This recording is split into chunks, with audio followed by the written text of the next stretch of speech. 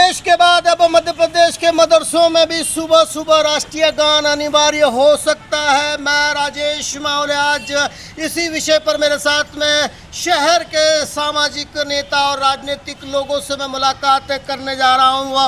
उत्तर प्रदेश के बाद अब मध्य प्रदेश के मदरसों में भी राष्ट्रीय गान को लेकर मैं इनसे चर्चा करना चाहता हूँ, किस प्रकार की ये राय रखते हैं।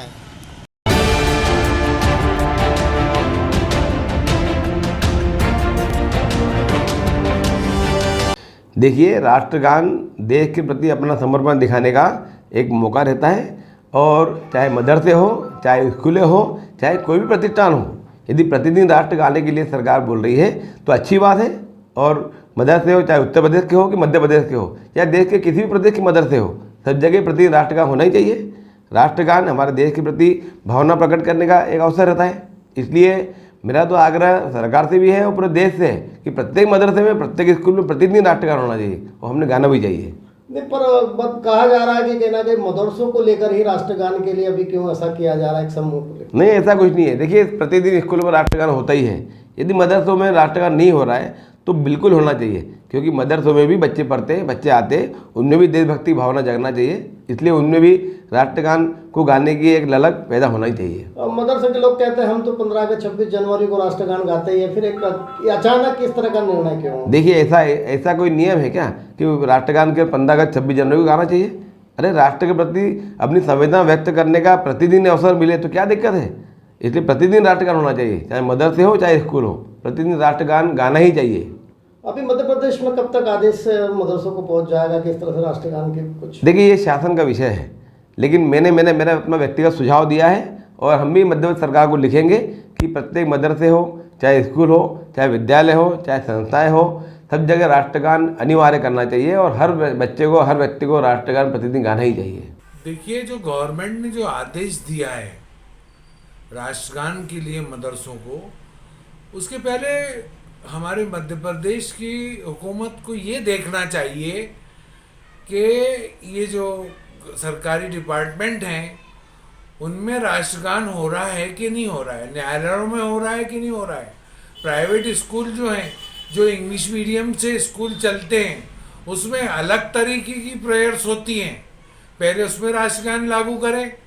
उसके बाद में जो सरकारी एड से जो मदरसे चल रहे हैं उसमें राष्ट्रगान लागू किया जाए। उसके बाद में जो आम मदरसे हैं उसमें लागू किया जाए। हमको राष्ट्रगान से कोई एलर्जी नहीं है। हम मुख्तलिफ मदरसों में जो माइनॉरिटी इंस्टीट्यूशंस हैं उसमें 26 जनवरी को और 15 अगस्त को हम खुद राष्ट्रगान करवाते हैं, इसमें हम खुद शामिल होते हैं। और अभी जो आज के हालात में अभी हम माइनॉरिटीज जो है वो इनसिक्योर महसूस कर रही है, क्यों हमको ऐसा लग रहा है कि सिर्फ हमको टारगेट किया जा रहा है।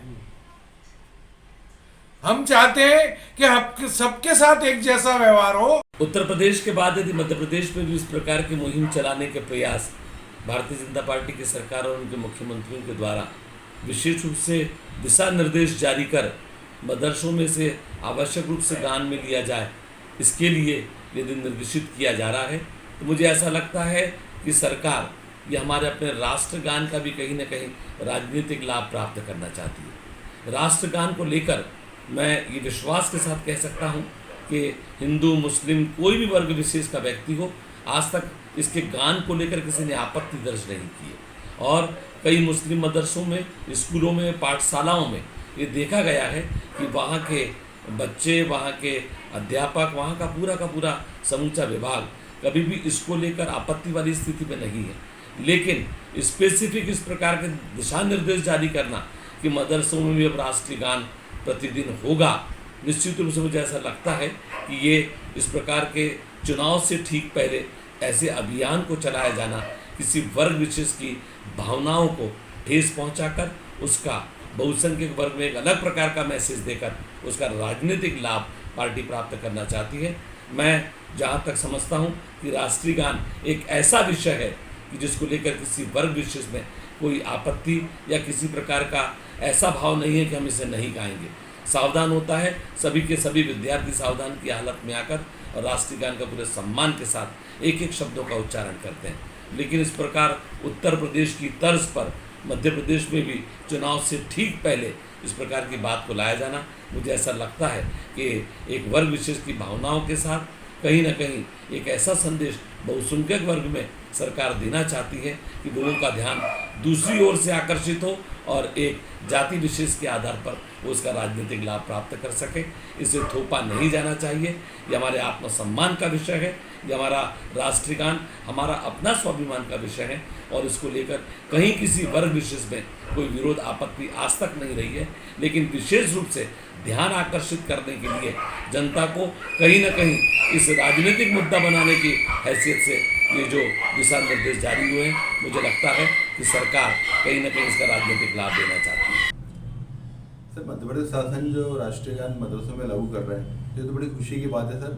अगर मध्य प्रदेश शासन लागू नहीं भी करता है तो तमाम मदरसों में सर ये राष्ट्रीय गान गाया जाता है, ये तो बड़ी खुशी की बात है सर। सभी को अनुभव होना चाहिए कि हमारा राष्ट्रीय गान से क्या उद्देश्य मिलता है, इसे ज़रूर ऐसा लागू होना चाहिए।